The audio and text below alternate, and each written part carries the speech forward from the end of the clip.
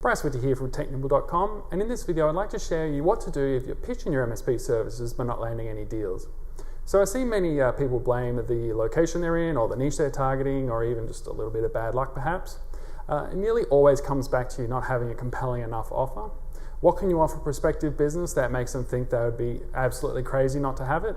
And is the pain of that problem worth paying you to solve it? Some pain points are a minor inconvenience, which can be tolerated, while others cost your client many hours a week.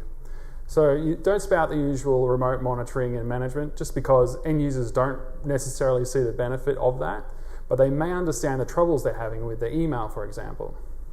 Take the time to figure out what their main pain points are and angle your pitch to solve specifically that.